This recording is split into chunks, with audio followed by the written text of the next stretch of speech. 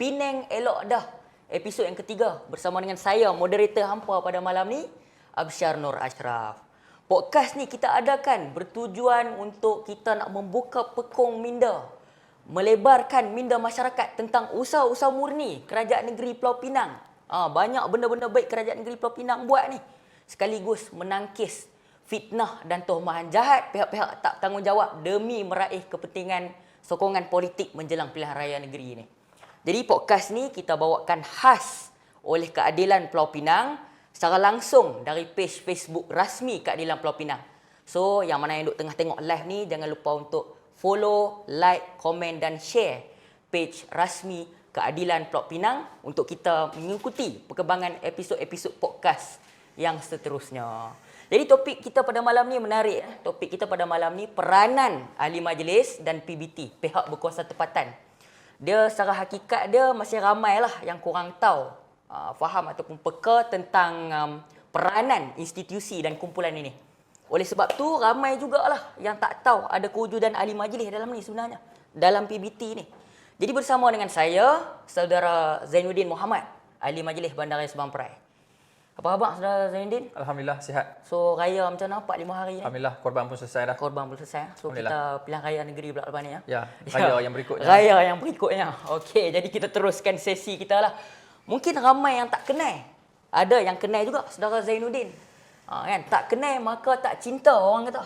Kan jadi kita nak Saudara Zainuddin mungkin boleh memperkenalkan diri, latar belakang, pengalaman, penglibatan aktivisme dan politik dan sebagainya. Silakan. Baik, bismillahirrahmanirrahim. Assalamualaikum warahmatullahi wabarakatuh. Salam sejahtera.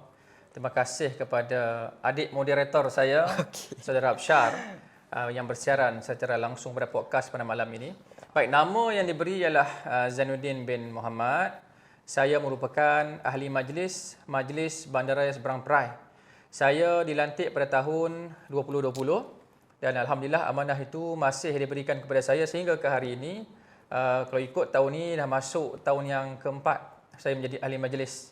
Jadi saya mengucapkan berbanyak-banyak terima kasih lah kepada pimpinan parti dan juga kepada kerajaan negeri kerana peluang yang diberi itu pada saya satu peluang yang sangat berharga, satu peluang yang sangat berharga. Saya ni bukan sepenuh masa menjadi ahli majlis, walaupun saya memberikan komitmen yang penuh sebagai ahli majlis, tetapi saya juga sebenarnya bekerja. Saya di sebuah syarikat swasta yang bertempat di Sungai Dibung, Pulau Pinang. Saya sebelum ni bermula daripada juruteknik sehinggalah sekarang ni saya menjadi orang nombor 1 di dalam syarikat branch Pulau Pinang. Saya menjadi orang yang menguruskan Northern Region. Northern Region lah. Ya, jadi saya ada staff saya lah, saya ada juruteknik, saya ada jurutera, saya ada clerk, saya ada salesman, saya menguruskan syarikat. Jadi itu yang memberikan saya sedikit kelebihan masa untuk saya menyumbang sedikitlah di dalam pihak berkuasa tempatan sebagai ahli majlis. Kalau saya masih lagi on-field engineer, saya rasa saya tidak berkesempatan lah untuk menerima tawaran untuk menjadi ahli majlis untuk berkhidmat di PBT. Dan saya dah berkahwin, setakat sekarang anak baru seorang. Anak baru seorang? Sekarang ni anak baru seorang. Isteri seorang. Isteri seorang? Anak dah 3. Isteri seorang tak apa. Isteri seorang lagi. Anak dah 3. Anak 3 dah. Ya. Dan saya juga aktif dalam aktiviti komuniti dalam Persatuan Penduduk pun sampai sehingga hari ini mereka tak mau lepas saya lagi, masih lagi pegang jawatan Setiausaha Persatuan. Cara penglibatan Saudara Zainuddin masih lagi sehingga ke bawah lah. Masih lagi sehingga hari ini, walaupun saya dah menjadi ahli majlis, saya tidak merasakan untuk saya terus kekal di dalam Persatuan Penduduk itu sebagai satu perkara yang lekeh. Malah saya ambil itu sebagai satu peluang untuk saya berada dekat dengan komuniti dan masyarakat. Ya. Dan peluang itu juga saya dapat ambil untuk saya dekatkan PBT dengan komuniti itu sendiri. Ya. Itu sedikitlah latar belakang saya. Saya juga aktif dalam sukan sebenarnya. Mungkin ada di antara pendengar yang kalau boleh pernah tengok saya ni dulu atlet taekwondo negeri. Dan sehingga saat ini saya aktif sebagai seorang jurulatih. Saya juga merupakan ketua jurulatih kepada kelab saya sendiri, Kelab Taekwondo ANZ. Saya masih aktif dengan persatuan penduduknya. Saya juga dengan kelab taekwondo pernah memegang jawatan sebagai Setiausaha Agung Taekwondo Negeri dulu, tapi saya melepaskan jawatan kerana terlalu banyak komitmen. Dengan komitmen tempat kerja lagi dan urusan parti lagi, dan ahli majlis lagi. So jadual saya agak padat lah, tapi alhamdulillah kita buat yang terbaik. Itu sedikit ringkas pengenalan tentang diri saya. Mungkin figura seorang Zainuddin ni mementingkan masa lah. Masa tu mungkin kunci utama untuk saudara Zainuddin bergerak. 2-3 tempat, 2-3 lokasi dan sebagainya. Ya betul. Saya ni selalu orang tanya. Yang terbaru pun baru 2-3 hari lalu. Makcik saya sendiri bertanya, dia tanya, masih bekerja ke? Saya kata, ya masih bekerja. Dia tanya saya, macam mana urus masa? Saya tak menjawab, tapi sebaliknya saya hanya mampu ketawa kecil kerana itu soalan biasa yang kawan-kawan dan saudara mara tanya saya. So it's about time management. Dan Alhamdulillah setakat hari ini saya berjaya untuk lokit masa lah untuk tugas-tugasan itu. Alhamdulillah. Jadi hebat saudara Zainuddin ni sebenarnya. Dia buat 2-3 kerja dalam satu masa sebenarnya. Saya ingat saudara Zainuddin cuma seorang ahli majlis. Oh bukan. Bukan. Masih lagi menceburi 2-3 bidang Masih berlainan dan masih lagi berada dalam orang kata konteks yang berlainan lah untuk menceburi bidang masyarakat, sukan dan sebagainya. Okey, jadi itu tentang saudara Zainuddin. Pada hari ini kita nak tahu ada apa sebenarnya dengan PBT ni, pihak berkuasa tempatan ni. Ada apa dengan ahli majlis ni? Sebab kalau ikut saya bentangkan sikit statistik lah. Statistik daripada Jabatan Perangkaan Malaysia tahun 2010, dia kata waktu tu pihak berkuasa tempatan di seluruh Malaysia cuma ada 148. Dan dia bagi satu statement katanya pihak berkuasa tempatan ni saban hari, saban tahun makin meningkat. Sehingga 10 tahun kemudian, tahun 2020, ada lebih daripada 155 pihak berkuasa tempatan daripada seluruh Malaysia, dan ahli majlis pula hari ni Abang Nin ada lebih kurang 3,000 lebih orang. 3,000 lebih orang seluruh Malaysia. Jadi dengan orang kata saban tahun meningkat pihak berkuasa tempatan ni daripada 148 ke 155, ahli majlis pula lebih daripada 3,000 lebih orang. Sebenarnya boleh tak saudara Zainuddin nyatakan peranan pihak berkuasa tempatan tu sendiri dan fungsi kuasa ahli majlis tu? Silakan saudara Zainuddin. Baik, terima kasih saudara Absyar. Tidak dinafikan ya. Saya sendiri pun sebelum saya menjadi ahli majlis, saya sendiri pun terus terang saya katakan, saya pun tak faham. Tak faham? Tak faham peranan ahli majlis ni dan peranan PBT ni apa dia. Saya hanya mengetahui lebih lanjut bila saya menjadi ahli majlis. Okay. Jadi itu satu fakta sebenarnya. Alright. Dan kadang-kadang saya bertanya juga kepada kawan-kawan tentang pihak berkuasa tempatan, dan boleh kata hampir kebanyakan kawan-kawan juga tidak dapat memahami apa itu pihak berkuasa tempatan secara komprehensif. Secara komprehensif, secara menyeluruh. Tambah lagi berkenaan dengan ahli majlis lah. ada orang tak tahu pun wujudnya ahli majlis dalam PBT itu. Dalam PBT itu. Jadi pada tahun 2021 saya dihubungi oleh sebuah NGO lah. Dia menghubungi saya untuk satu podcast. Okay. Dia bersiaran full in English lah. Dan saya diberikan beberapa soalan yang menjurus kepada apa fungsi pihak berkuasa tempatan dan apa peranan ahli majlis dalam pihak berkuasa tempatan. Katanya beberapa survey dibuat di luar oleh beberapa badan-badan NGO. Okay. Mereka mendapati kebanyakan rakyat Malaysia sebenarnya tidak faham dan tidak tahu peranan pihak berkuasa tempatan ni. Dia tak tahu kewujudan. Tak tahu kewujudan ahli majlis. Tapi dia tahu pihak berkuasa tempatan tu wujud. Okay. Tapi bila bercakaplah contoh di Pulau Pinang ni kita ada dua pihak berkuasa tempatan. Kita ada MBSP, kita ada MBPP. Kadang-kadang kita bercakap tentang pihak berkuasa tempatan, orang kata apa dia pihak berkuasa tempatan ni? Benar, tapi kita sebut MBPP tahu, MBSP tahu. Tahu. Dia tak tahu istilah pihak berkuasa tempatan itu. Dia tak familiar dengan istilah PBT itu. Dan bila tanya tentang pihak berkuasa tempatan ni, yang terlintas adalah kutip sampah. Kutip sampah. Kerja-kerja perbandaran. Ya, kutip sampah atau saman parking. Saman parking. Lagi apabagi yang tangkap orang yang tak ada lesen, niaga semua. Jadi saya melihat memang ramai yang kurang arif tentang peranan ahli majlis. Saya kongsikan secara ringkas sebab kalau nak detail rasa masa podcast kita ni agak ringkas. Dia akan ambil masa singkat, kita tak sempat nak hurai panjang lebar. Tapi saya cuba ringkaskan supaya dia bermanfaat buat pendengar. Pihak berkuasa tempatan, pihak berkuasa tempatan ni dia ada banyak tanggungjawab lah. Kita dalam pihak berkuasa tempatan sendiri pun ada banyak jabatan. Di antaranya adalah Jabatan Perkhidmatan Perbandaran. Jabatan ini dia menguruskan tapak pelupasan sampah, dia menguruskan kutipan sampah. Kalau ada persatuan komuniti ataupun mana-mana NGO nak buat gotong royong, dia juga yang menguruskan permohonan untuk aktiviti gotong royong dan sebagainya. Ini Jabatan Perkhidmatan Perbandaran. Dan kemudian kita ada jabatan pelesenan, di mana jabatan ini yang menguruskan lesen. Bukan setakat lesen penjaja. menjaja, lesen premis perniagaan, lesen kilang sebagainya. Banyak kategori ya. Ya, itu tentang pelesenan. Okey. Kemudian kita ada jabatan kejuruteraan. Jabatan Ya, mungkin orang tak tahu lampu jalan itu juga sebenarnya diselenggara oleh Jabatan kejuruteraan. PBT, PBT. Pihak Berkuasa Tempatan. Lampu padam, tak menyala, rosak dan sebagainya, bawah jabatan kejuruteraan. Jalan, ya, jalan keutamanya di kawasan taman, ni kawasan orang kata premis komersial, Okey. juga jatuh di dalam bidang kuasa pihak berkuasa tempatan. Berlaku jalan berlubang, jalan rosak dan sebagainya juga diuruskan oleh pihak berkuasa tempatan sendiri. Okey. Ya. Kemudian kita ada Direktorat Penguatkuasaan yang membantu dari segi penguatkuasaan parking, siapa yang tak bayar parking kita compound dan sebagainya. Dan sekiranya ada pelanggaran daripada mana-mana individu mungkin tidak mempunyai lesen perniagaan, akan ada aktiviti bersama antara direktorat dan pelesenan dan sebagainya. Dan kalau kita tengok jabatan kesihatan pula, contohlah mungkin jiran kita dia ada pelihara kucing contohnya. Okey. Dia tak jaga kucing, mungkin berpuluh-puluh kucing. Berkeliaran Kemudian lah. berkeliaran, najis, berbau, tidak jaga rumah dengan jiran baik, sebagainya. mewujudkan kacau ganggu. Itu juga diuruskan oleh pihak berkuasa tempatan. Ya. Dan contoh, kita ada satu pembangunan yang nak dibangunkan di seberang perai. Okey. Sebelum boleh dibina satu bata pun, okay, perlu mendapat memohon kelulusan daripada pihak approval berkuasa dulu. tempatan. Ya, pemaju perlu menghantar permohonan, kita panggil sebagai permohonan kebenaran merancang. Okey. Dan melalui beberapa proses sebelum diberikan kelulusan dan kemudiannya pemaju mendapat green light. Barulah untuk pemaju tu meneruskan dapat green light untuk teruskan dia punya pemajuan tersebut. Okey, faham. Itu di antara sebahagian kecil yang saya kongsikan. Jadi apa yang saya cuma nak gambarkan adalah fungsi pihak berkuasa tempatan ini sebenarnya sangat besar dan luas. Sangat luas lah. Sangat luas. Dan yang penting dalam penjelasan saya kepada umum selalunya, Okey. saya terangkan satu perkara kepada awam. Masyarakat kita ni, dia faham kerajaan ni ada dua layer saja, dua lapisan. Dua lapisan. Dua lapisan. Yang pertama dia faham kita ada kerajaan persekutuan. Semua orang tahu, federal government Federal lah. government. Okey. Di mana federal government ni kita ada Perdana Menteri, Ya.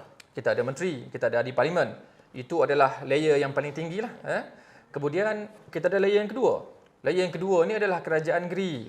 Juga orang tahu kenapa kerajaan persekutuan ataupun kerajaan negeri ni dipilih melalui pilihan raya. Ya, Jadi kebanyakan orang tahu kerajaan persekutuan dan kerajaan negeri. Kerajaan negeri kita ada, kalau di Pulau Pinang kita ada ketua menteri. Kita ada exco kerajaan negeri, kita ada ahli dewan undangan negeri. Ya, itu berada di lapisan yang kedua. Ya. Lapisan ketiga, ada satu lagi sebenarnya, lapisan Yang kerajaan. ramai orang tak nampak ni. Orang tak tahu pun. Orang tak tahu pun. Ya, ia dikenali sebagai kerajaan tempatan ataupun local government. Local government. Di situ terdapat ataupun wujudnya ahli majlis yang bertindak sebagai wakil rakyat sebenarnya. Ahli majlis ni kira YB kecil lah. YB kecil lah, Cuma YB kami ni tak pakai title yang berhormat, Ya. tapi pakai title yang bekerja, berkhidmat, yang bertugas. Yang bertugas. Kerja kami adalah untuk menyampaikan dasar-dasar pihak berkuasa tempatan kepada rakyat, menyelesaikan aduan-aduan rakyat lah. Okey. Okey, itu tadi adalah berkenaan dengan PBT kan. Peranan ahli majlis pula kan. okey. Peranan ahli majlis pula. Orang tak tahu ahli majlis ni mai kok mana. Mai kod mana? Kan? Ahli majlis ni sebenarnya ditempatkan di dalam pihak berkuasa tempatan melalui lantikan politik sebenarnya. Melalui lantikan politik. Dia ditempatkan di pihak berkuasa tempatan menjadi dua fungsi lah sebenarnya. Fungsi yang pertama, dia bertindak sebagai jurucakap kepada pihak berkuasa tempatan lah. Okey. Sekiranya ada sebarang keputusan dasar daripada pihak berkuasa tempatan, maka kita bantu sampaikan kepada masyarakat. Dan kita juga orang yang membuat dasar. We are the policy maker. We are the policy maker.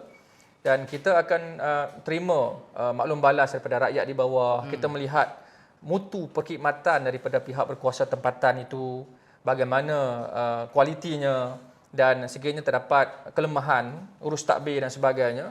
Dan kami berada di dalam mesyuarat bersama dengan Datuk Bandar, pengarah pengarah. Kerja kami adalah untuk pastikan yang tak baik perlu dielokkan. Yang kurang kualiti perlu tambah kualitinya. Perkhidmatan yang tidak baik perlu dikemas kini supaya lebih baik. Itulah kerja kami sebenarnya. Ya, ramai orang tak tahu sebenarnya. Ramai orang tak tahu. Saya pernah dapat satu panggilan, Abrar. Ada satu makcik ni telefon saya. Okey. Dia kata kat saya, ni Cik Zainuddin ahli majlis ke? Saya kata, ya. Dia kata ni dapat nombor pada jiran ni. Ni rumah saya buat sampah tak kutip ke? Okey. Oh, saya nak tergelak pada. Tapi saya nak kata makcik ni bukan kerja saya tak sampai hati. Ayalah. Saya tetap pun makcik bagi kat saya alamat, saya tolong maklumkan kepada pengarah untuk tanya kenapa tak kutip sampah. Masyarakat menilai ahli majlis ni dia kerja Kerja macam tu lah. kerja yang macam mana Ya. dia tengok wira-wira oren. Macam dia tengok wira-wira oren, macam dia tengok MBSP. Staff-staff MBSP buat kerja. Dia faham itu. Dia faham itu. Dia tak tahu sebenarnya peranan ahli majlis lebih daripada Lebih itu. besar. Sebahagian Ya. daripada policy maker, sebahagian daripada keterlibatan yang menjadi jurucakap daripada Betul. PBT. Ya? Betul. Okey, jadi Saudara Zainuddin, saya nak tanya sikit, nak tambah sikit. Dia kalau macam MBSP, kalau dekat Selangor mungkin saya bagi contoh MBSA, Shah Alam, setiap daerah dia lain-lain lah. Dari konteks perbandaran, daerah, bandaraya. Mungkin jumlah ahli majlis dia pun berbeza ke sama ke macam mana? Okey, mengikut Akta Kerajaan Tempatan, Okey. Jumlah maksima ahli Okey. majlis bagi setiap pihak berkuasa tempatan tidak melebihi 24 orang. Tidak melebihi 24 orang. Ya, tidak melebihi. Boleh kurang tapi tidak melebihi 24 orang. Dia kalau dan jumlah minima terguna ada? pakai. Ada jumlah minima. Okey. Dan ada jumlah maksimanya. Ada jumlah maksimum. Ya. Maksimum 24 orang lah. Ya, Okey, betul. faham. Okey, jadi untuk kat luar sana dah dapat sikit gambaran lah macam mana PBT ni berfungsi, bagaimana ahli majlis dia berfungsi. Okey, soalan seterusnya, Saudara Zainuddin, saya nak tanya. Kalau kat Penang ni, kita ada dua aja PBT. Satu Majlis Bandaraya Sebang Perai, satu lagi Majlis Bandaraya Pulau Pinang. Dan Betul. Saudara Zainuddin merupakan ahli majlis di Majlis Bandaraya Sebang Perai. Betul. Okey, Pulau Pinang dia dapat pengiktirafan bandaraya dia pada tahun 2015 kalau tak silap saya. Dan kalau diikutkan selepas tu pula baru Majlis Bandaraya Sebang Perai diangkat sebagai sebuah bandaraya pada 16 September 2019. Okey. Jadi mengambil situasi kedua-dua bandaraya ataupun wilayah yang diangkat sebagai bandaraya. Apa sebenarnya kesan ataupun impak kesan ataupun impak positif kepada warga Pulau Pinang dan negeri Pulau Pinang yang cukup bertuah ni sebenarnya? Soalan yang baik sebenarnya. Okey. Saudara Absyar. Saya sering mendengar kritikan daripada komuniti lah. Kadang-kadang bila ada isu-isu yang melibatkan pihak berkuasa tempatan, contohlah kutipan sampah lewat contohnya. Okey. Kan? Ataupun mungkin lampu jalan tu dah padam mungkin sehari suntuk tu 2 hari dah masih tak menyala-menyala. Kan? Jadi kebiasaan yang kita akan dengar di telinga ni adalah dah jadi bandaraya dah. Pun macam ni Kan? lagi. Sampah lambat kutip lagi, lampu pun lambat lagi nak repair dan sebagainya kan. Sama je macam perbandaran dulu. Sebenarnya saya sendiri pernah ada satu personal discussion bersama dengan Datuk Bandar. Okey. Saya waktu tu ialah saya menerima salah satu soalan daripada satu NGO tadi ni yang bertanyakan kepada saya soalan yang sama sebenarnya. Dia bertanya kepada saya, dah naik bandaraya, apa yang membezakan bandaraya dan juga perbandaran dari segi perkhidmatan? Okey. Sebenarnya kepada semua yang mendengar, tiada beza pun sebenarnya. Apa yang kita praktis waktu kita jadi majlis perbandaran Seberang Perai dulu, perkara yang sama kita teruskan walaupun kita telah dinobatkan sebagai majlis bandaraya. Cuma ada satu perkara yang saya tak boleh nafikan. Okey. Bila kita dinaik taraf daripada perbandaran kepada bandaraya, expectation public terhadap mutu perkhidmatan kita itu meningkat. Meningkatlah. Jadi dengan kata lain, majlis perlu pastikan apa sahaja perkhidmatan yang disediakan kepada komuniti ataupun kepada rakyat sewaktu dia menjadi majlis perbandaran dulu, perlu dia tingkatkan dari segi mutu dan kualitinya apabila dia telah menjadi bandaraya. Apabila diiktirafkan Ya. bandaraya. Contoh di antara apa yang kita laksanakan, kalau dulu permohonan lesen, untuk nak mohon lesen, perlu kepada pemohon walk-in di kaunter, Betul. buat manual, isi borang dan sebagainya. Jadi masa perjalanan, perlu menunggu dan sebagainya. Dan apa yang kita buat adalah kita develop satu sistem di mana pemohon lesen boleh memohon terus hanya melalui atas talian sahaja. Secara online Ya. Di rumah boleh, di office semua boleh. Betul. Di mana saja anda ada internet access ke sistem kita SpeedBiz yang disediakan. SpeedBiz MBSP. Buat permohonan secara atas talian. Okey. Dan kemudian boleh print terus lesen selepas dapat kelulusan. Dia tempoh tak perlu kelulusan? lagi. Tempoh kelulusan ni bergantung kepada selengkap mana permohonan tersebut. Sekiranya permohonan itu lengkap, lokasi perniagaan bersesuaian, maka kelulusan tu dalam masa 24 jam. Melainkan kalau ada permohonan yang kurang lengkap, mungkin dia mengambil sedikit masa lah. Dan bagusnya adalah kalau dulu kita terpaksa tinggalkan urus niaga kita perlu ke MBSP untuk kita berurusan, hari ini kita tak perlu lagi. Sekadar kita mengisi semuanya secara atas talian Semuanya atas dan talian. kita boleh print terus lesen tersebut. Tak Dan perlu dia pun ada kita akses ke MBSP. internet, Betul.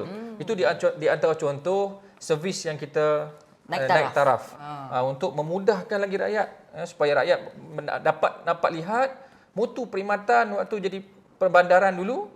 Sekarang dah jadi bandaraya, dia jadi lebih baik. Dia jadi lebih baik. Ya. Okey, itu sedikit tentang MBSP lah. Kalau nak ikutkan sebenarnya banyak lagi, panjang Betul. lebar lagi. Betul. Okey, saya beralih ke soalan seterusnya, mungkin related dengan saudara Zainuddin lah. Dia sebenarnya ramai juga kat luar sana, terutama sekali yang bayar-bayar saya ni lah kat luar tu, mereka tanya macam mana proses pemilihan dan pelantikan ahli majlis ni, sebab kita tahu di peringkat atas macam saudara Zainuddin mention tadi, ahli parlimen di bawah dia ada adun. Ahli parlimen dan adun dipilih dengan cara demokrasi. Kertas undi, pangkah, lipat, buah dalam peti undi. Menang jadi MP ataupun adun. Ahli majlis ni macam mana dia dipilih secara ringkas dan apa cara untuk kita nak hubungi ahli majlis kat kawasan masing-masing? Okey. Kan? Sila. Okey. Ahli majlis seperti mana saya sebut di awal tadi waktu intro saya, ahli majlis ni adalah lantikan politik ya. Okey. Ahli majlis ni bukan penjawat awam. Okey. Saya sendiri mewakili Parti Keadilan Rakyat bagi cabang Kepala Batas di Pulau Pinang lah. Okey. Dan di dalam mesyuarat jawatan kuasa di peringkat cabang ataupun peringkat bahagian ataupun peringkat parlimen, akan dibincangkan nama-nama yang dirasakan ada talent, ada capability, ada kaliber. berkaliber untuk diangkat Okey. menjadi ahli majlis. Kebiasaannya peringkat cabang akan hantar lebih pada satu nama. Apa yang berlaku di peringkat cabang adalah akan ujuk beberapa nama yang dicadangkan oleh jawatan kuasa di dalam mesyuarat. Kemudian melalui proses pengundian. Dan kita akan menghantar nama bagi 3 yang tertinggi. 3 yang tertinggi. Alhamdulillah lah waktu pengundian di peringkat cabang itu saya yang tertinggi. Okey. Dan ada kedua dan ada yang ketiga. Kemudian ketiga-tiga nama ini dihantar ke peringkat parti, peringkat negeri. Peringkat negeri ya. Dan kemudian peringkat negeri akan buat tapisan. Dan kita perlu hadir untuk sesi temu duga. Kita ada panel yang akan temu duga untuk pastikan kita ni benar-benar tahu bidang tugas kita. Supaya kita masuk nanti taklah kita masuk dalam keadaan kita blur. Apa benda PPT ni kan? Nanti cacah berubah habis lah kan. Jadi pihak negeri nak pastikan yang kita nak hantar di sana adalah individu Orang ataupun yang betul-betul layak lah. person yang betul-betul boleh perform. Okey. Dan kemudiannya nama-nama yang telah diputuskan oleh peringkat parti. Setiap parti ada kuota yang tersendirilah. Parti Keadilan ada kuota dia, DAP ada kuota dia, Amanah ada kuota dia. Dan kita juga ada kuota untuk NGO. Tapi Ada NGO kuota dia melalui untuk proses yang berbeza. Dia ada dia perlu memohon dan melalui proses temu duga terus dengan exco dan beberapa adun yang dilantik lah. Okey. Saya sambung peringkat parti. Nama di peringkat negeri tadi dihantar ke peringkat kerajaan negeri. Dibentang di dalam mesyuarat exco, dibincangkan. Dan kemudian nama yang telah disahkan oleh kerajaan negeri kemudiannya dihantar kepada pihak berkuasa tempatan. Kalau contoh nama saya di seberang perai dihantar ke MBSP lah. Kalau kita ada kandidat di sebelah pulau, kita akan hantar ke MPPP. Dan ahli majlis tadi kemudiannya perlu menjalani satu proses majlis angkat sumpah penerimaan jawatan. Selepas selesai majlis penerimaan angkat sumpah penerimaan jawatan tadi itu, maka secara rasminya dia bergelar ahli majlis. Itulah proses pelantikannya. Jadi dia mungkin lepas ni Abrar dah faham bagaimana proses pelantikan. Saya mungkin pun berpeluang kot lepas ni insya-Allah. InsyaAllah jauh lagi perjalanan. Saya pun baru faham rupanya pelantikan dia merupakan satu lantikan politik. Dia bukan orang kata badan penjawat awam lah secara rasmi. Okey, baik. Itu tentang ahli majlis. Jadi macam mana cara untuk kita nak kontak ahli majlis ni? Kalau contoh saya duduk di kawasan Bukit Mertajam. Macam mana cara saya nak cari ahli majlis saya sekiranya ada perkara-perkara ataupun masalah-masalah yang related di bawah bidang kuasa pihak berkuasa tempatan? Macam mana? Ahli majlis ni, semua ahli majlis adalah ahli majlis seberang perai. Masa kita angkat sumpah juga kita sebut dengan jelas bahawa kita adalah ahli majlis seberang perai. Cuma di peringkat parti ini kita ada pengkhususan kawasan supaya saya tidak bertindih dengan ahli majlis lain, ahli majlis lain tidak bertindih dengan saya. Jadi kebiasaannya kita kalau ahli majlis itu daripada keadilan, dia akan fokus di kawasan DUN keadilan. DUN keadilan. Di mana contoh kepala batas waktu ketika saya dipilih sebagai calon ahli majlis. Saya mewakili salah satu DUN di kepala batas. Jadi saya diminta fokus kawasan kepala batas dan DUN keadilan bertanding lah. Tapi of course saya perlu melihat satu parlimen. Ya, betul. Fokus di kawasan DUN tapi perlu melihat secara keseluruhan. Baik, dan maklumat kami ini ada di dalam website MBSP. Dan kita juga ada apps yang kita panggil sebagai Aspire Seberang Perai. Boleh download daripada Google Play Store ataupun Huawei Gallery ataupun Apple. Boleh dapatkan maklumat lengkap berkenaan ahli-ahli majlis dan boleh terus hubungi mereka untuk sebarang urusan. Jadi untuk mereka yang sedang mencari, tertanya-tanya siapa ahli majlis kat kawasan masing-masing ni dalam Pulau Pinang, boleh download app apa tadi? Aspire ya? Aspire Seberang Perai. Aspire Seberang Perai. Okey, soalan keempat sebelum kita nak break sekejap. Soalan keempat, Saudara Zainuddin. Macam Saudara Zainuddin sendiri, apa inisiatif ataupun usaha yang saudara lakukan sebagai seorang ahli majlis untuk memberikan maklumat ataupun pengetahuan tentang fungsi pihak berkuasa tempatan dan ahli majlis? Saudara Zainuddin, ahli majlis tadi, katakan di kawasan kepala batas, terhadap rakyat ataupun masyarakat di kawasan saudara. Okey, saya ni menggunakan sepenuhnya platform social media. Okey, daripada sekecil-kecil benda yang saya laksanakan sehingga yang sebesar-besar semua saya upload dalam media sosial. Saya manfaatkan semua platform lah. Kemudian saya ada grup saya sendiri yang saya lantik lah, unofficially lah, yang sudi membantu ni, yang sudi membantu. Setiap laporan ataupun posting saya di Facebook especially lah, terutamanya kumpulan ni akan copy link dan akan kita blast dalam semua WhatsApp group. Dalam WhatsApp group parti, dalam WhatsApp group taman, community dan sebagainya lah. Supaya masyarakat tahu ini adalah aktiviti ahli majlis. Itu satu kaedah. Kaedah yang kedua adalah saya sering dijemput oleh wakil penduduk untuk hadir sama ada program bersama, merasmikan program ataupun mungkin hadir ke sekolah untuk merasmikan anugerah kecemerlangan pelajar, mesyuarat PIBG dan sebagainya. Saya akan pastikan saya tidak terlepas peluang untuk saya manfaatkan sekurang-kurangnya 10 minit tadi itu awalnya sebelum saya merasmikan program untuk saya memberikan penjelasan tentang peranan saya, apa saya buat, apa komuniti boleh dapat daripada ahli majlis, apa itu pihak berkuasa tempatan.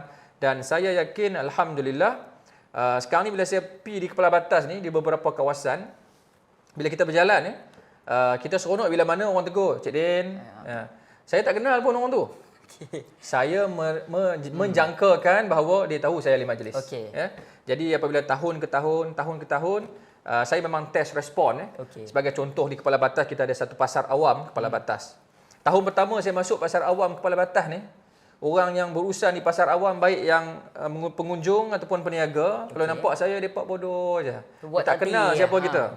Tapi apabila ada beberapa masalah, kita bantu selesaikan, kita turun ke lapangan. Dan apabila kita tengok ada perkara yang perlu kita tambah baik perkhidmatan di pasar awam, kita dapatkan dana untuk tambah baik dan sebagainya. Daripada situ kita boleh mula lihat masyarakat mula mengenali kita. Bila saya masuk ke pasar awam, hampir semua peniaga daripada jauh dah angkat tangan. Pengunjung pun dah datang tepuk bahu, mai salam. Jadi itu menunjukkan bahawa saya berjaya untuk membawa imej seorang ahli majlis di kawasan saya. Dan pada masa yang sama saya berjaya memperkenalkan diri saya sebagai ahli majlis kepada komuniti. Alhamdulillah. Jadi dari situ kita tahulah kepentingan engagement antara pemimpin dan komuniti lah. Pemimpin dan ahli majlis jangan duduk bilik aircon je. Ahli majlis kena turun. Kena turun lah. Jangan duduk bilik aircon, kursi empuk macam tu. Jadi dua benda lah, social media dan engagement. Boleh share sikit social media Saudara Zainuddin? Boleh. Facebook saya sama dengan personal Facebook dan page saya sama je namanya, Zainuddin Muhammad, ZAINUDDIN space MOHAMED, itu Facebook saya. Dan saya juga aktif di TikTok, ya. Sambung saja tadi Zainuddin Muhammad tu sambung _ZM. ZM Zainuddin Muhammad sambung _ZM itu adalah alamat untuk TikTok saya lah. Dan untuk tambah sikit Abra, baru-baru ni saya ada upload something lah, konten untuk Hari Raya Aidil Adha ni. Ada seorang ni masuk komen, Cik Zainuddin di TikTok lah. Di TikTok saya lah, Cik Zainuddin, ada masalah air di pasar awam Kepala Batas. Saya pun respon kerana sebenarnya saya dah pun aware tentang masalah itu. Saya pun terus respon kepada dia mengatakan saya telah pun memberikan arahan kepada Jabatan Kejuruteraan percepatkan rectification. Perlu segera repair supaya tiada bekalan air yang bermasalah di kawasan itu. Dan selepas itu dia respon balik kepada saya. Dia komen, alhamdulillah kami peniaga-peniaga di pasar awam tahu Encik Zainuddin yang sangat prihatin tentang peniaga dan sebagainya. Saya ni bila dapat feedback yang macam tu, kita berasa alhamdulillah kita merasakan bahawa peniaga dapat melihat dan menilai hasil kerja kita. Itu yang menyeronokkan kita lah sebenarnya. Itu yang memberikan satu rangsangan politik kepada kita untuk bergerak ke depan. Kita merasakan bahawa amanah yang telah diberikan kita itu, kita telah laksanakan sebaiknya sehingga kita dapat sedikit acknowledgement daripada komuniti ataupun masyarakat. Okey, alhamdulillah. Jadi Saudara Zainuddin, kita nak break sekejap. Tuan-tuan dan puan jangan pergi mana-mana. Kita nak minum kopi dalam 3 ke 4 minit. Kembali lagi selepas ni.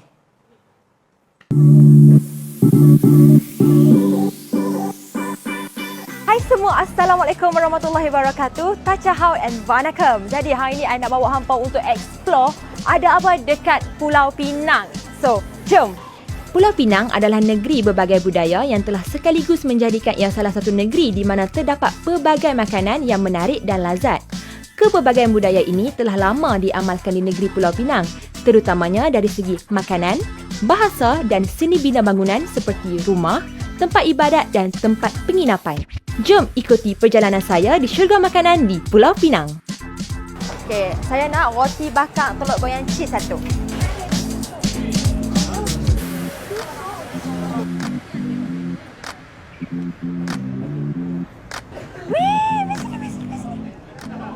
Miru, hang main mana? Oh, main jalan-jalan lah, aku cuti. Ni aku dah order dah. Hang order dulu. Aku nak order. Aku lapar ni. Order dulu tak apa. இங்க வாங்க. எனக்கு வந்து ஒரு ரொட்டி வேணும். அது 2 முட்டை கொடுத்துருங்க. முட்டை வந்து தனியா வச்சிருங்க. தேத்தனி ஒண்ணு. Hang order apa? Aku order roti. Roti pun order. Hampa, apa yang kita dapat tengok zaman lah ni kan, unsur perpaduan dan keharmonian tak kalah terdapat banyak sangat kedai masakan Cina yang dah pun beriktiraf halal. Bukan sahaja berada di Pulau Pinang, tapi di seluruh Malaysia. So jadi hampa tak perlu takut lagi nak makan dekat mana pun sebab dah banyak dah kedai yang halal. Jadi hampa boleh try bermacam-macam masakan asli daripada depa. So jom. Wih, lama dah tak jumpa. Ni awak hang main pada jauh. Sebab aku dengar lah kan sini pau dia memang sur. Sur ke? Tak apa kita order. Okey, jom. Ambil ni. Miss， 我要问这里是哪一个是最好吃的这里最好吃，我都 recommend mushroom cheese bun。 ？OK， 我就要这个一个。OK， 那个宝啊，好，OK， 谢谢。 Thank you。sedapnya.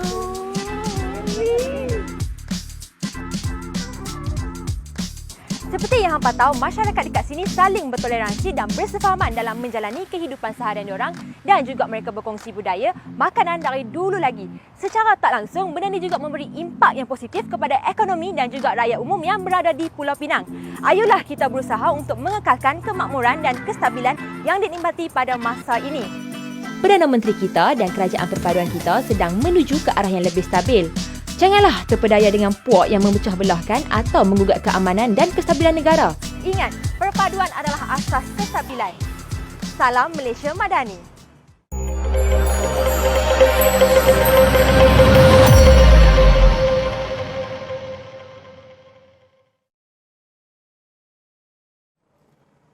Okey, kembali lagi dalam podcast Penang Elok Dah bersama dengan saya, Saudara Zainuddin Muhammad, Ahli Majlis Seberang Perai.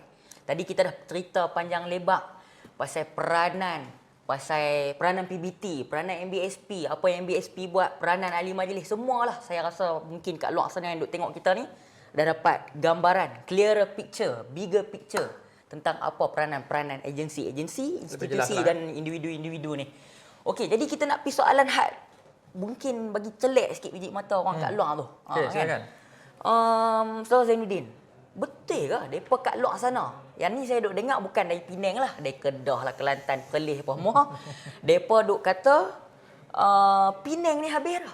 Habis dah. Orang Melayu semua dah tak ada tempat bertapak dah. Betul lah. Sebab semua gerai-gerai, penjaja-penjaja kecil semua kat luar tu, semua kena roboh habis. Yang mana duk berniaga tepi-tepi jalan ni, barang-barang mereka semua kena angkut. Ada yang komen dekat Facebook, saya tengok mereka kata anak kecil main api. Bumi dipijak milik orang pun ada. Sampai teratur sekali. Tuan-tuan dan puan. Baru-baru ni dekat kawasan saya pun ada satu. Almar Bukit Mentajam. Okey. Dia berniaga quite few years juga, 15 ke 20 tahun yang saya dengar. Okey. Jadi situasi dia sama. Gerai semua kena roboh, barang semua kena angkut. Saya rasa benda ni berlaku bersebab. Kan? PBT takkan saja-saja syok-syok nak pergi roboh. Kan? Pertama saya nak tanya, bagaimana dia boleh berlaku? Kedua, adakah perkara-perkara macam ni sekadar dijadikan modal-modal politik, retorik-retorik politik pihak-pihak tertentu? Macam mana tu? Okey dah. Okey. Soalan habis. Saya betul-betul panas dengar macam Semangat ni. moderator kita. Panas dengar Okey, macam ni. isu ni isu yang sensitif. Saya memang menjangkakan moderator katanya saya soalan-soalan cepu emas ni. Tapi ada cepu cemas. Ada keperluan je sebenarnya soalan-soalan begini supaya masyarakat di luar tu aware. Dalam tu mungkin akan ada yang kata, Alim Majlis nak bohong dah ni. Akan jawab apa pula Alim kan? Majlis nak tahan diri dah ni. Tak apa, saya seorang yang very transparent, seorang yang very straightforward dan jujur lah dalam isu-isu yang macam ni. Isu yang berlaku baru-baru ni sebenarnya di apa nama Almar Jaya. Almar Jaya. Betul? Ya, Almar Jaya. Waktu kes tu berlaku, benda ni biasalah, netizen kita ni cepatlah. Yalah, Dia akan cepat muat nak naik tangkap ke kan? media sosial kan. Ya, betul. Ada kawan-kawan saya yang tag saya lah. Dan saya pun tonton sehingga habis video tu.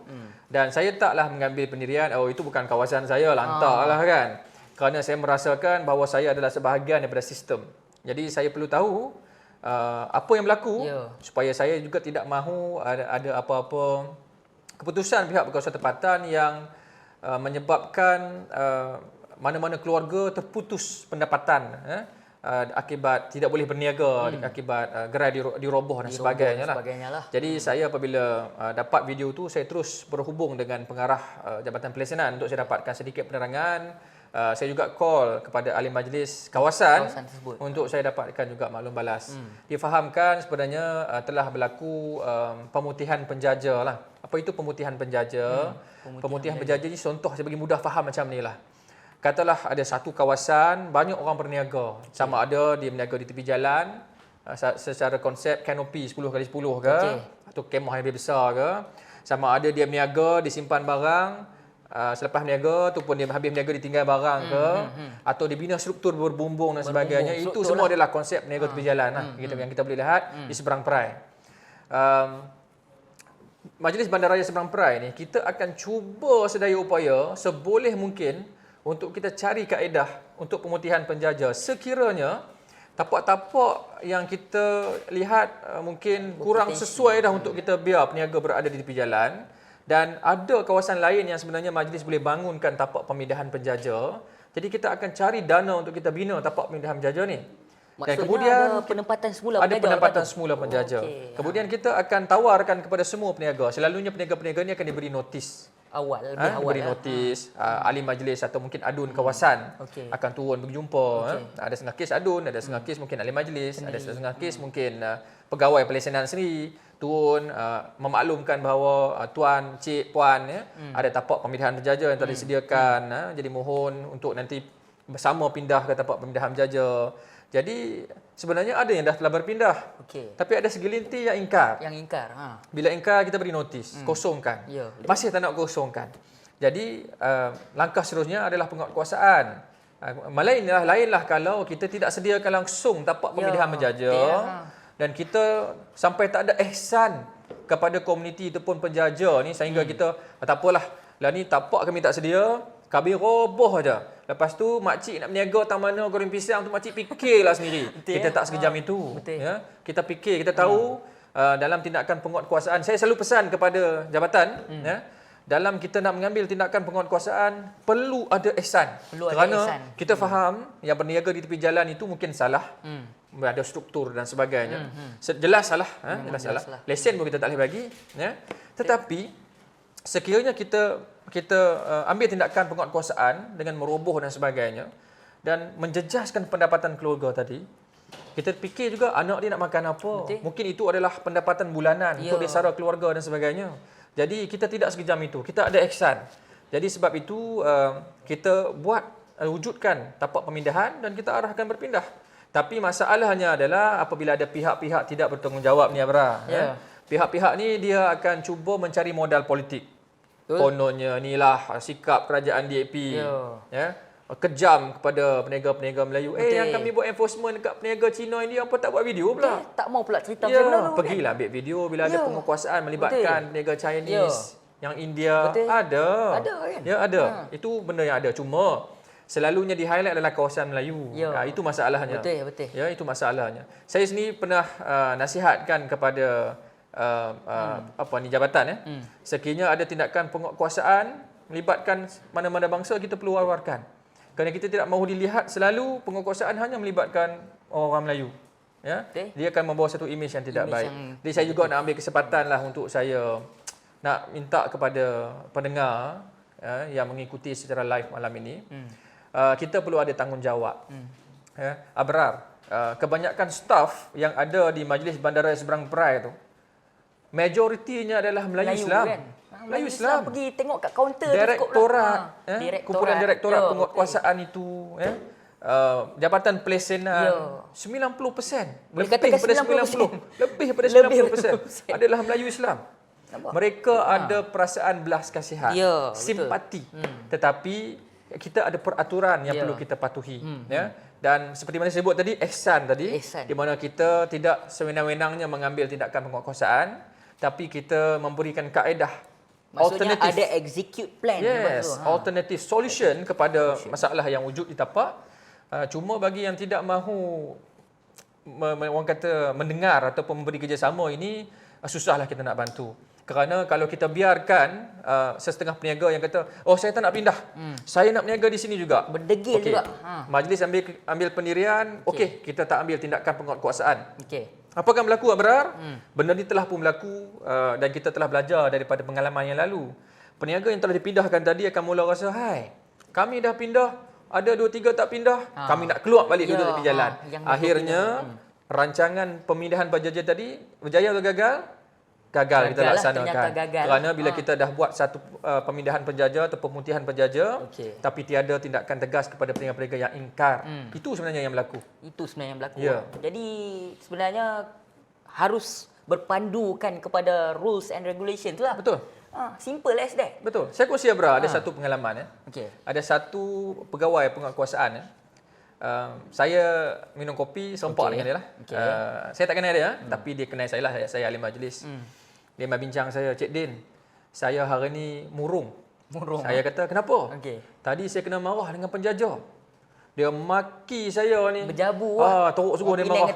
Saya ni cuma cuba kawal perasaan. Tapi sampai hari ni bila saya tak balas balik kepada penjajah tadi, sampai lah saya murung. Dia kata, saya tanya apa berlaku? Dia kata, kita pesan banyak kali dah. Tapak pemindahan penjajah kita dah sedia dah. Suruh pindah aja.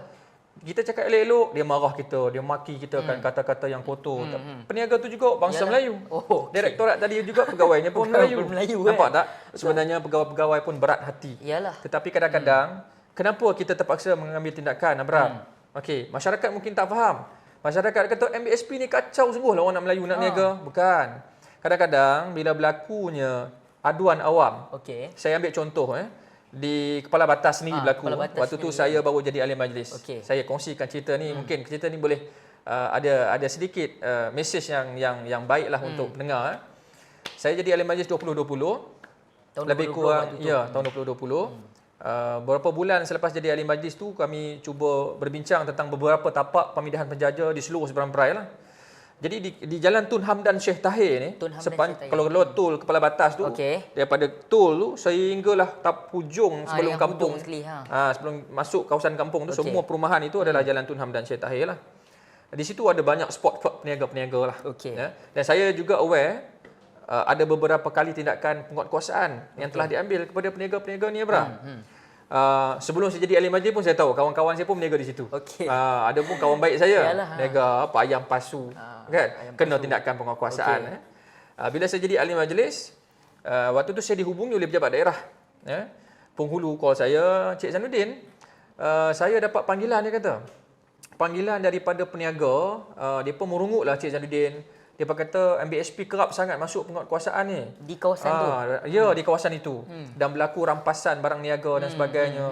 Jadi dia kata susah dia nak berniaga untuk mencari rezeki. Apa kaedah yang Cik Zainuddin boleh bantu, dia kata kat saya. Saya kata okey, bagi nombor saya kepada si pengadu tadi. Kepada peniaga tadi atau penjaja tadi untuk dia kontak dengan saya teruslah. Dan beberapa minit kemudian dia terus call saya. Dia kata, Cik Zainuddin, saya nak minta tolong sangat-sangat. Saya ni meniaga ayak balang, dia kata. Dengan pendapatan meniaga ayak balang ni, saya sara isteri saya yang sakit dan sara anak-anak saya. Ini saja pendapatan dan kerja yang saya boleh buat. Ya. Bila saya tanya, duduk mana? Bukan orang Seberang Perai pun. Orang mana tu? Orang sebelah Sungai Petani. Oh, orang Kedah lah. Tapi seperti saya kata tadi, Eksan kita. Ehsan Saya boleh kata, abang Sungai Petani, abang balik meniaga Sungai Petani lah bang. Yalah, Kan? betul. Senang cerita lah bang kan. Tapi saya tidak sekejam itu kerana saya tahu bukan seorang sahaja yang terlibat, beberapa lagi peniaga turut terlibat. Dan belakang Jalan Tun Hamdan Syekh Tahir tu Abra, ada satu servis road. Servis road ni menghubungkan satu pembangunan dengan pembangunan yang lain. Okey. Tapi di tengah-tengah tu belum ada pembangunan. Jadi servis road itu tidak digunakan. Saya kata, abang macam inilah abang. Abang sepakat dengan semua peniaga-peniaga tepi jalan bang. Semuanya pindah pergi ke jalan susul belakang. Servis road tu. Servis road tu. Boleh tak abang? Abang pindah ke belakang, saya boleh bagi komitmen ke abang, saya bantu abang dapatkan lesen. Tapi kalau abang seorang yang pindah, minta maaf. Tak boleh. Saya tak boleh bantu. Alhamdulillah Abra, keesokannya saya balik daripada MBSP menuju ke rumah. Saya pun memang melalui jalan tu untuk menuju ke rumah. Saya dapat lihat, dah tak ada peniaga tepi jalan. Semua dah pindah ke dalam. Semua dah sepakat pindah sebelah. Ya. Kemudian saya turun kenderaan, tapi waktu saya turun ke tapak, yang meniaga air tu tak berniaga hari tu. Saya pun jumpa dengan beberapa peniaga, saya bincang untuk masing-masing berurusan, panggil semua kawan-kawan yang meniaga, rapat di situ, berkumpul di situ dan saya arahkan kepada Jabatan Pelesenan. Semua peniaga sepanjang jalan itu beri notis pindah ke situ. Dan beri jaminan kita akan beri lesen perniagaan. Dan alhamdulillah saya menjangkakan sebenarnya 20 saja. Rupanya hampir 50 peniaga sepanjang jalan tu. Sepanjang jalan. Ya, semua berpindah ke jalan itu. Dan saya bentang di dalam mesyuarat pentadbiran, mohon jasa baik daripada Datuk Bandar mempertimbangkan cadangan saya supaya semua mereka ni kita beri lesen. Dan Datuk Bandar kata, okey, saya sendiri nak turun bagi lesen. Alhamdulillah. Dan kemudian berlangsungnya majlis serahan lesen kan? ya, kepada hampir lebih daripada 50 penjaja. Dan kemudian rezeki Abra selepas daripada pemindahan itu COVID-19. Ya, pasar malam tak boleh buka, pasar pagi tak boleh buka. Jadi di situ menjadi tempat mereka mencari rezeki. Sebab pasar malam dah tak ada, pasar pagi dah tak ada. Semua berlaku secara kebetulan. Cuma sekarang ni dia dah agak reda, peniaga dah berkurang sebab pembangunan dah mula menghimpit. Dah mula menghimpit. Tapi apa yang saya nak kongsikan ialah itu adalah inisiatif saya, Datuk Bandar dan seluruh tenaga-tenaga kerja Majlis Bandaraya dalam nak membantu peniaga Melayu. Tak ada seorang pun peniaga berbangsa India di situ. Tak ada seorang pun peniaga berbangsa Cina di situ. Semuanya adalah 100% Melayu. 50-50 tu. Ya. Jadi kalau nak kata kita kejam hanya keroboh satu gerai, kita beri lesen kepada hampir 50 penjaja. Adakah kita kejam? Tidak. Kita prihatin pada peniaga sebenarnya. Ya. Jadi saya boleh katakan ini merupakan satu isu yang sedang dipolitikkan lah. Cuma ialah sudah tentu jika kita lakukan satu tindakan mesti ada backup plan, mesti ada jalan, mesti ada satu penyelesaian alternatif untuk kita selesaikan. Jadi saya rasa tak ada apalah kot, cuma mungkin isu ni sedang berlega-lega bermain di media sosial. Itulah politik. Politik warna-warni politik. Sebab tu masyarakat kita perlu peka, jangan mudah terpedaya dengan isu-isu politik murahan ini. Lihatlah dengan mata kepala sendiri. Perlu jujur, neutralkan diri. Jangan kita taksub kepada mana-mana dalam menilai. Ya? Supaya kita tidak terlibat dalam memfitnah. Tidak terlibat dalam memfitnah. Menuduh yang bukan-bukan. Kerana kita yang nak tanggung dosa tu nanti. Betul. Ya. Okey, jadi Saudara Zainuddin, selepas mendengar ulasan panjang lebar, cukup panjang lebar tentang fungsi pihak berkuasa tempatan dan ahli majlis tadi. Memang saya rasa kat luar duk tengah tengok tu pun dah faham dah. Duk catat nota tu. Kan? Tak tahu ada yang tembak saya ke tak? Mungkin. Nanti kita balik kita tengok kan. Okey, mungkin rakyat dah tahulah peranan dan fungsi dah secara umum dan lebih detail yang Saudara Zainuddin jelaskan tadi. Macam Saudara Zainuddin pula. Apa usaha-usaha ahli majlis yang Saudara Zainuddin lakukan, mungkin dari segi pengalaman dan sebagainya sepanjang tempoh perkhidmatan daripada tahun 2020 kan. Apa yang saudara Zainuddin lakukan sebagai seorang ahli majlis di kawasan yang dipertanggungjawabkan di Kuala Batar? Boleh share sikit? Okey. Banyak sebenarnya. Saya ringkaskan. Okey. Kalau tak saat lagi Betul, kita kalau sampai tak subuh memang tak habis ni. Okey. Yang nak Ha. mengikuti lebih detail boleh ikuti Facebook saya. Facebook, TikTok. Anda boleh menilai adakah saya betul-betul memegang amanah dengan baik sebagai seorang ahli majlis atau tidak. Anda komen selepas anda ikuti Facebook saya, Bra. Baca Facebook saya, go through media Betul, sosial betul, saya, betul. kemudian katakan A, B atau C. Betul. Ya, okey. Bagi yang tinggal di Kepala Batas mungkin tahu performance saya macam mana. Pada tahun pertama, Abra, saya selesaikan isu pemutihan penjaja. Contoh, tadi saya dah cerita tentang Jalan Tun Hamdan Syekh Tahir, tinggalkan itu. Ada satu lagi kes di Jalan Pertam Indah. Okey. Sebelum saya jadi ahli majlis pun pernah berlaku beberapa kali tindakan penguatkuasaan. Riuh rendah. Memang riuh rendah. Orang marah, tuduh MBHP Macam tak tadi prihatin. itulah. Sama. Kecoh di media sosial, orang kongsi sana, kongsi sini kan. Jadi kita pun stop lah saat. Saya dimaklumkan lah sebab waktu tu saya belum jadi ahli majlis lagi. Kemudian bila saya jadi ahli majlis, saya rasa saya nak ambil satu cabaran ini untuk membantu mereka sebenarnya. Mereka yang tak perasan. Laluan itu adalah laluan jalan utama, jalan yang sibuk. Memang jalan utama. Sibuk, Abra, situ sibuk. Kemudian kita ni tak berhenti-henti terima aduan awam. Sebab bila jalan tu hanya 2 lane. Okey. Bila satu lane telah digunakan untuk kenderaan berhenti, Okey. beberapa kenderaan berhenti untuk membeli. Dia jadi drive-thru lah. Jadi satu lane saja yang tinggal. Satu lane je lah. Jadi dia menyebabkan kesesakan. Itu yang pertama. Yang kedua, ada setengah peniaga ni, dia rock peniaga, pembeli ni dia rock sangat. Dia keluar, dia tak bagi signal. Oh, dia Dia pisuk keluar macam tu. ikut dan je. Jadi bila dia keluar ikut dan menyebabkan bahaya kepada pengguna lain buat aduan. Yalah. Yang buat aduan tu siapa? Kebanyakannya di situ adalah orang Melayu juga. Orang Melayu juga. Orang Melayu juga. Kan? Dia buat aduan tentang kesesakan. Aduan masuk. Tak berhenti-henti. Bertali arus lah. Jadi majlis bila nak buat tindakan penguatkuasaan kita ada cabaran. Okey. Kan? Jadi apa saya buat? Saya bincang dengan jabatan. Saya kata kita wujudkan satu tapak pemindahan penjaja. Kita bukan setakat sediakan berbumbung, Abrar. Ada kipas, ada elektrik, ada air dan sebagainya. Lengkap dengan semua fasiliti lah. Ya, saya ambil tanggungjawab turun berjumpa dengan setiap penjaja yang ada tepi jalan tu. Ada yang saya bercakap, dia tengok goreng pisang sambil goreng, tengok muka saya pun tak mau.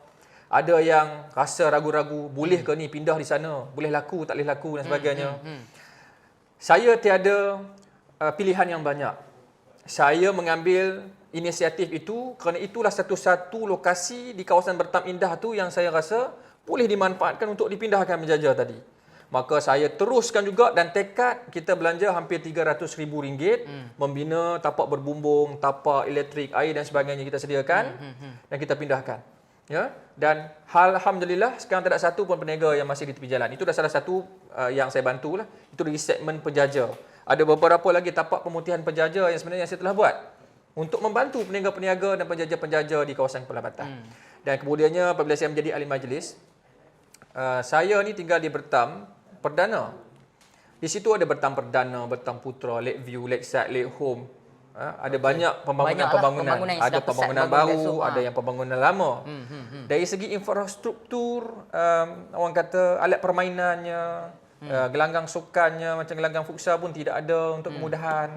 Jadi saya mula bercadang dan berbincang dengan jabatan, mana yang uzur, saya naik taraf. Mana padang yang luas, alat permainan kecil je. Saya minta supaya digantikan untuk kita buat track jogging. Kemudian padang yang teruk, berlecah, berlopak bila hujan, saya minta laksanakan gelanggang futsal yang elok, proper. Bukan cincai-cincai yang kita buat. Dan saya bukan buat satu, Abra. Bukan buat dua, Abra. Lebih daripada itu. Dan sampai sekarang pun masih ada yang sedang dalam pembinaan. Ya. Dan kemudian pasar awam, Abra, di Kepala Batas ni, daripada mula saya berpindah ke Kepala Batas, di situ pasir kerasiran saja. Berdebu. Orang pun tak nak parking. Saya tertanya, kenapa perlu bersesak-sesak di dalam pasar awam untuk nak cari parking? Ya. Masuk market, keluar market. Sebab apa? Tak ada parking. Tak ada parking. Alasan dia tak ada parking. Jadi saya melihat kenapa tanah lapang berada di tepi pasar awam yang sepatutnya disediakan untuk parking tu kita tidak buat proper. Jadi saya cadang sejak pada tahun 2020 lagi untuk buat, tapi perbelanjaannya tinggi, Abra. Dia mencecah hampir RM1 juta. RM1 juta. Kita belanjakan hampir RM800,000 untuk kita buat, kita turap, lukis tapak, ada landscape sikit. Dan alhamdulillah baru-baru ni saya turun untuk melihat orang kata tahap kemajuan projek. hampir penuh kenderaan dah parking dalam tu. Dalam tu Dan kurang sesak. Bila saya berjalan nak pergi makan pagi tu Abra, ada seorang ni mai pegang bahu saya. Okey. Dia kata, "Cik Din, alhamdulillah," kata. Steady ya. Ya, lepas buat parking ni Cik Din, banyak orang main market sebab parking senang. Dan tak debu dah. Selesa sangat, terima kasih. Seronok saya rasa. Seronok, Macam biasalah dengar kita. kita pun kepuasan lah. Jadi itu di antara beberapa inisiatif-inisiatif yang saya telah buat di Kepala Batas lah. Dan yang terbaru ni insya-Allah nantikan. Saya dalam proses ingin menghantar kertas kerja, telah pun siap Abra. Siap dah, okey. Di Kepala Batas ni ada satu Vision Park. Okey, betul. Vision Park ni saya telah mencadangkan kepada MBSP untuk dijenamakan semula sebagai Taman Bandaraya Vision Park. Taman Bandaraya Vision Park. Vision Park ni sebelum ni bawah Pemaju, telah pun diserah kepada majlis. Okey. Jadi kita nak rebranding lah. Kita nak rebranding. Dinamakan semula. Kemudian saya nak jadikan itu sebagai one stop center untuk recreation activity. Menarik. Sports activity. Ya. Jadi saya telah mencadangkan kepada jabatan, saya sendiri telah berjumpa dengan timbalan Menteri KPKT, Saudara Akmal Nasir, menyatakan hasrat saya untuk saya wujudkan 2 atau 3 gelanggang futsal berbumbung untuk kemudahan anak-anak muda di Kepala Batas. Dan alhamdulillah timbalan Menteri kata saya, "Din, go submit kat saya kertas kerja," dan jabatan telah pun siap kertas kerja. Kertas kerja tu dah ada di tangan saya. Saya dalam proses menghantar kertas kerja tu kepada timbalan Menteri, dan sekiranya diluluskan, insya-Allah tak hujung tahun ni, tahun depan mungkin kita boleh lihat ada penambahbaikan di Vision Park dengan ada penyediaan gelanggang futsal untuk kemudahan anak-anak muda. Itu di antaranya. Kalau saya nak sebutkan lagi, saya rasa panjang Mungkin lagi masa kita ni. Memang panjang lebar lah. Ya, bagi yang mana tinggal di Kepala Batas mungkin tahu ya, apa yang telah saya laksanakan. Bukan sekat itu je Amra, ada satu projek lagi. Itu juga berkisar tentang penjajah kecil. Jadi yang mana dengar ni, jangan kata MBSP tak prihatin kepada penjajah. 2021 Abra. Penjajah dalam petang perdana tu lebih kurang 30 lebih penjajah dapat notis merah, kena robohkan Kena roboh struktur. semuanya lah. Saya call jabatan, saya hubungi jabatan minta penangguhan. Kerana saya tahu mereka telah bertapak lebih daripada 10 tahun. Itu adalah pendapatan bulanan mereka. Jadi saya kata, tangguh. Jabatan kata, "Cik Din, kita ada banyak aduan. Kita tak boleh tangguh lagi melainkan kita ada alternative plan." Saya pun ronda dalam petang perdana. Saya dapati ada satu tanah lapang depan bangunan komersial yang tidak dibangunkan. Saya semak dengan jabatan penilaian. Difahamkan tanah itu memang diserahkan kepada majlis untuk pemindahan kompleks makanan. Saya segera untuk minta jabatan buat design, ya, dan saya bagi beberapa idea, dan insya-Allah itu akan jadi yang pertama yang paling moden dalam seberang perai, Yang paling berkonsep moden. yang terbaru, berkonsepkan bandaraya. Menarik. Kita ada tapak penjajah untuk 20 orang yang ada roller shuttle. Wow. Dan kita ada 20 tapak berbumbung untuk peniaga-peniaga yang jual cucuk udang, air balang ni tersediakan, ya. Dan saya juga sediakan tapak untuk rekreasi. Di kawasan Ada tu alat juga. permainan, ada track jogging, landscape, ya. So 3 in 1. Okey. Dan insya-Allah kita akan memasuki fasa tender. Design dah selesai. Design selesai. Ya. Ini bakal memanfaatkan lebih daripada 40 penjajah nanti. Dan insya-Allah semua di kawasan petang perdana tu boleh kita pindahkan ke sana. Keutamaan kepada mereka. Keutamaan Ya. diberikan kepada Dan design dah muktamad. Kita dalam proses menyediakan kertas tender, dan saya menjangkakan tahun depan pembinaan bermula. Dan dia bernilai lebih daripada 3 juta ringgit, Abra. Wah, kos pembinaan tu Ya. lebih daripada 3 juta Dan ringgit. yang berita baiknya adalah bajet lulus dah. Wah. So, Cuma sedang- kita hanya tunggu pelaksanaan projek. tunggu hanya pelaksanaan projek. Dijangka pelaksanaan projek tu jangkaan Saya menjangkakan mungkin selewat-lewatnya pada pertengahan tahun depan. pertengahan tahun depan. Ya. Sama-sama kita nantikan. Kita nantikan. Dia kalau nak cerita pasal success story Saudara Zainuddin ni, saya tertarik lah nak dengar lebih lagi. Tapi masa Kita tak cerita tentang macam mana kita selesaikan isu kesesakan lalu Ya, lintas, banyak isu kemalangan. lagi. Betul. Banyak sebenarnya. Banyak sebenarnya skop tugas ahli majlis ni terlalu besar, Ya, terlalu betul. luas sebenarnya. Bukan hanya penjajah apa semua ni kan. Betul. Macam kalau nak cerita memang tak cukup masa. Betul. Tapi kita tahu Saudara Zainuddin seorang ahli majlis yang sangat bertanggungjawab di Kepala Batas. Kan? Dan saya rasa bukan Kepala Batas sajalah, saya rasa semua kenal Saudara Zainuddin ni. Dan tahu dia, sikap dia macam mana. Cuma sebelum kita nak akhiri segmen kita, saya rasa mungkin soalan terakhir lah. Okey. Kita beralih ke soalan yang luar konteks sikit. Okey. Saudara Zainuddin nyatakan tadi proses pelantikan ahli majlis di Pulau Pinang ni, bukan saja di Pulau Pinang lah, di negeri-negeri lain juga perlu melalui verification ataupun approval daripada kerajaan negeri itu. Jadi melihat kepada situasi yang ada pada hari ini, Saudara Zainuddin selaku seorang ahli majlis yang dilantik ya di bawah kerajaan negeri Pulau Pinang. apa kepentingan untuk kita kekalkan kerajaan negeri yang sedia dalam PRN ni? Sebab yang duk dengar lah ni bukan saja orang Penang, orang Perak, orang Selangor, orang Kedah, orang Perlis. Semua akan berpusu-pusu mai balik mengundi ni bulan 8 nanti. Pilihan raya negeri ya. Pilihan raya negeri. Jadi saudara Zainuddin nampak macam mana? Boleh huraikan sikit. Okey, saya mudah je lah. Sekarang ni kecoh dengan slogan apa? Jom try kali. Penang try kali. Penang try kali. Penang try kali. Kita pula duk abang Penang elok dah. Penang elok dah. Elok kali lah. Okey. Saya melihat beginilah. Saya juga seorang Melayu Islam. Apa kata mamak kan? Mamak Islam kan? Saya ni seorang Melayu Islam. Okey. Saya melihat dengan sejujurnya. Rakan-rakan yang dekat dengan saya kenal karakter saya. Saya tak kiralah walaupun saya bersama dengan Parti Keadilan, saya bersama dengan Pakatan Harapan, saya bersatu bumbung bersama dengan Kerajaan Negeri. Saya kalau bab benda yang tak betul ini, saya di antara yang vokal. Saya suka bersuara lah, Abra. Dan kalau melihat kepada Kerajaan Negeri hari ini, di antara isu yang dimainkan saya lihat dua je sebenarnya. Yang pertama adalah isu kononnya azan. Isu azan ni saya pelik lah, Abra. Tak habis-habis. Tak habis-habis. Tak habis-habis. Sedangkan Penang ni azan subuh 2 kali. Saya di rumah ni, azan masjid punya jauh dengan saya pun saya dengar. Dengar kan? Ya, saya bimbang mungkin yang kata azan tak dengar ni. Saya ingat dia waktu tu mungkin dia lupa pakai alat bantuan pendengaran. Sebab tu dia ada masalah, kan? Sebenarnya azan berkumandang ni semua surau macam kita. biasa, macam biasa. Ya, kalau tak percaya, tolong buktikan kat saya masjid surau mana yang tak ada kuliah setiap malam. Di Pulau Pinang ni apa? Kuliah bersepah-sepah. Betul. Pi dengan tak mau pi ya. Ya, orang kata di Pulau Pinang ni majoriti Chinese. Sebenarnya gap tu makin dekat. Ya. Jumlah orang kata Chinese dan populasi Melayu ni dah hampir dekat. Balance lah. Hampir dekat. Ya. Taklah gap tu besar sangat. Orang kata majoriti dia Chinese. Jadi Chinese akan tindas bangsa Melayu. Saya pun pelik. Kepada yang kata DAP Negeri Pulau Pinang ni tindas orang Melayu Islam ni. Cuba pergi tengoklah peruntukan untuk kerajaan, peruntukan untuk agama Islam yang diperuntukkan oleh kerajaan negeri ni meningkat sabang tahun. Banyak yang diperuntukkan. Pembinaan masjid berjalan seperti biasa. Azan berkumandang seperti biasa. Ibadah korban berjalan seperti biasa. Macam biasa. Semuanya macam biasa. Tak ada siapa yang nak pergi halang kuliah di masjid surau. Tapi baru-baru ni ada isu, Abrar. Isu baru-baru ni ada seorang lelaki berbangsa Cina pergi buat riuh rendah waktu subuh di masjid mana di kawasan pulau. Pulau Main baru kalau tak silap saya. Kecoh. Jadi saya melihat beginilah. Jangan kita mengambil kira kerana seorang susuk badan tadi yang cuba mencetuskan provokasi, maka kita labelkan seluruh bangsa Cina di Pulau Pinang tak bagus. Tak bagus, betul. Ya. Begitu juga dengan kita. Sama. Kalau bangsa Cina juga melihat kerana seorang bangsa Melayu yang tiada kualiti ni, contoh dia pergi minum arak kan, dia pergi berjudi kan, dan dia terus mengatakan bahawa Islam ini tak bagus hanya kerana seorang bangsa Melayu Islam tadi. Tak adil lah. Adakah adil kepada kita? Kita takkan pernah bersetuju, betul?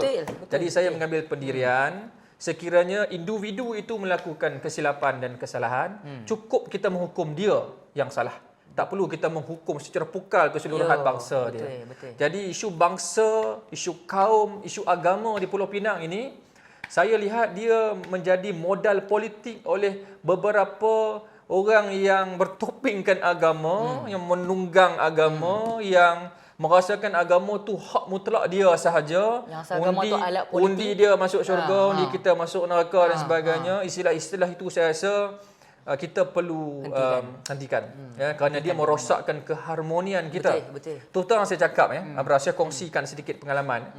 Dalam majlis bandaraya ini, saya sebut tadi ada kuarta DAP, ada kuarta keadilan, ada kuarta amanah. Apabila isu-isu yang melibatkan kaum Melayu, bangsa Melayu, orang Islam, dibangkitkan, dibincangkan di dalam mesyuarat. Contoh, akan ada tindakan penguatkuasaan di beberapa kawasan yang melibatkan peniaga-peniaga penjajah-penjajah Melayu contohnya. Data itu dibentangkan kepada kita. Kadang, takdan kami yang ahli majlis berbangsa Melayu, Islam ni tekan mic. Ahli majlis DAP awal lagi dah tekan mic. Tekan mic. Apa yang diperjuangkan? Minta supaya jangan kita buat tindakan penguatkuasaan dalam keadaan kita tidak menyediakan alternatif. Melainkan tempat dia mendiga tu berbahaya buat diri dia sendiri pun. Dan kita tiada pilihan lah. Kita concern kepada keselamatan dia. Jadi saya pun kadang saya perhati. Jujur saya cakap. Di manalah yang hampa duk kata Cina tindah Melayu sangat ni, kan? Even dalam mesyuarat Majlis Bandaraya pun, alhamdulillah kita bersepakat Bersepakatlah. kita dalam membantu. Dalam Dan banyak sekiranya ada tindakan penguatkuasaan di kawasan-kawasan majoriti Chinese ataupun kawasan-kawasan India contohnya, samalah dibincangkan juga ihsan kepada mereka ini yang berbangsa Cina dan India. Kita perlu adil kepada semua.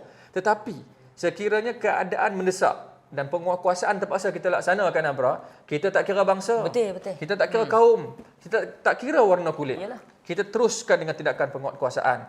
Jadi saya melihat di Pulau Pinang ini alhamdulillah boleh tengok dari segi pelaburan kita pun agak baik. Ya. Dari segi pembinaan infrastruktur sukan ya, untuk komuniti ataupun penduduk seberang perai ataupun Pulau Pinang juga baik. Ya. Kita melihat dasar kerajaan negeri yang very clear. Ya. Integritinya baik. Ya. Dan kita tengok dari segi peruntukan hal ehwal agama juga sangat baik. Sangat dengan baik. pendekatan Khairul Ummah yang sedang kita perkenalkan hari ini. Khairul Ummah. Ya, juga saya lihat baik. Ya. Dan saya cuba melihat sejujurnya apa lagi lompong yang ada. Sekarang ni kerajaan juga sedang usahakan untuk menambah lagi rumah mampu milik untuk M40 dan Ya, P40. betul. Ya, dan juga dibincangkan untuk cari lokasi-lokasi yang sesuai untuk pembinaan PPRT.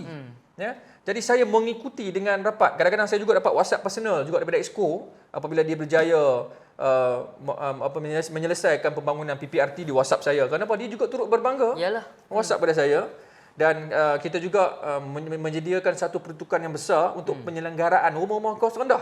Rumah kos rendah. Abra, rumah kos rendah di Pulau Pinang ni apa masalah paling besar? Penyelenggaraan dari segi Lift. Ya, lift Ya. utama. Saya ingat di Lift, KL lah, di tangki Penang air pun, dan sebagainya. Kerajaan negeri keluar berjuta-juta ringgit ya untuk bantu JMB, bantu penduduk-penduduk rumah strata ni ya, supaya infrastruktur dia, fasiliti dia ditambah baik ya. Penyelenggaraan tempat mereka menginap itu sentiasa dalam keadaan baik dan sebagainya. Ya, kita tak mampu sediakan semua 100%, tapi saya mengikuti rapat perkembangan pembangunan di negeri Pulau Pinang sentiasa berada di tahap yang paling baik. Terunggul Kadang-kadang lah. Abrar, orang yang mengkritik kita kata azan tak berkumandang. Okey. Dia sendiri pun tak pergi masjid surau. Itulah noh. Dia sendiri pakai seluar pendek. Betul. Kan? Ya, betul tak? Bukan nak kata sorry Hanya bersih, semata-mata noh. politik. Betul. Kan? Mainan politik. Ya, ada orang yang mempertikaikan pembangunan di negeri Pulau Pinang. Padahal negeri dia tu ayak pun tertarik. Tapi masalah Abrar, mereka duduk di sana. Kan? Mereka mai kerja di Pulau Pinang. Betul. Itu yang saya Mereka pelik. enjoy privilege yang ada betul, di negeri. betul, Mereka betul. enjoy benefit yang kita Ya, sediakan. ya. Lah, mereka balik mengundi kat sana, mereka undi. Pakah boleh. Pangkah boleh. Lepas tu di sana ayak duk keruh lepas tu. Mereka mai betul. sini dapat ayak tu ni. Betul. Betul tak, Abra? Lepas tu kejar cari rezeki. Sebab tu saya kata kita jangan orang kata terlalu taksub sehinggakan kita menyokong sesuatu agenda Fahaman. atau satu fahaman yang akhirnya merugikan kita. Ya. Kita hidup dalam keadaan harmoni berbilang kaum dan bangsa, berbeza agama. Betul. Kita hanya perlu menghormati. Saling hormat, Yang melampaui batas, kita ada pihak berkuasa untuk mengambil tindakan. Kita ambil tindakan kepada individu yang melampaui batas. Ya. Tapi alhamdulillah saya berbangga menjadi anak Pulau Pinang dan saya dapat melihat kita harmoni. Saya juga di syarikat saya ada saya punya staff Chinese, staff saya ada yang Melayu. Saya kalau MC demam, kelak saya yang Cina ke WhatsApp, bos take care, Get well soon. selamat raya. Bos anak kalau saya dapat baby, bos anak you macam mana? Dia sanggup main berumah saya bagi ampau. Jadi keharmonian tu elok di Pulau Pinang ni. Tak ada masalah. Yang menyusahkan, mengucar kacirkan keharmonian kita ni kadang-kadang ni kau orang Penang pun. Kan? Orang Orang luar. Seperti saya orang cakap luar. tadi kan. Jadi mungkin pesanan akhir daripada saya kepada pendengar. Jangan kita taksub pada sesiapa dan komitmen saya juga akan menjadi pendesak kerajaan negeri untuk betulkan apa yang tidak betul dan ada isu-isu yang saya rasa perlu untuk kita tambah baik. Saya akan bersuara. Saya akan menggunakan sepenuhnya autoriti saya sebagai ahli majlis di PBT untuk pastikan hak-hak orang Melayu itu terpelihara, terutamanya penjajah-penjajah. Kita faham majoriti Melayu kita susah di negeri Pulau Pinang. Kita bantu insya-Allah.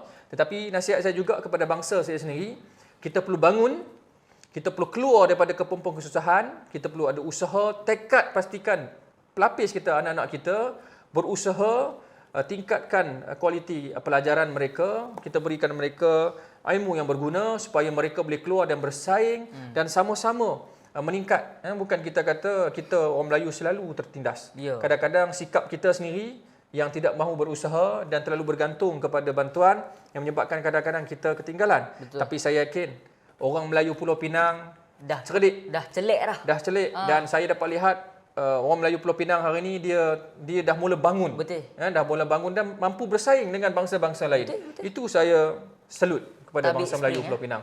Jadi teruskan menjaga keharmonian kita. Saya yakin bangsa Melayu, kaum Melayu di Pulau Pinang adalah bangsa yang hebat pada saya. Itu dia panjang lebar tadi penjelasan daripada Saudara Zainuddin daripada peranan PBT, Pihak Berkuasa Tempatan, ahli majlis punya peranan, kepentingan kita menjaga keharmonian, perpaduan kat negeri Pulau Pinang ni semua ada cover. Jadi alhamdulillah podcast kita ni sebenarnya dah sampai ke penghujung dia. Jadi terima kasih banyak Saudara Sama, Zainuddin sama. Muhammad, ahli majlis Bandaraya Sabang Perai kerana sudi bersama-sama dengan kami. Dan terima kasih juga untuk semua penonton yang mengikuti podcast Penang Elok Dah pada malam ni. Jangan lupa untuk terus ikuti podcast ni. Jangan lupa untuk like, komen dan share. Dan jangan lupa untuk ikuti podcast-podcast episod-episod seterusnya untuk kita terus mengupas, menangkis fitnah-fitnah dan tombaan jahat serta menyebarkan usaha-usaha murni kerajaan negeri di Pulau Pinang. Jadi jumpa lagi semua. Assalamualaikum warahmatullahi wabarakatuh. Salam sejahtera, salam Malaysia Madani. Penang Elok Dah, Penang Sempoi. Penang Sempoi.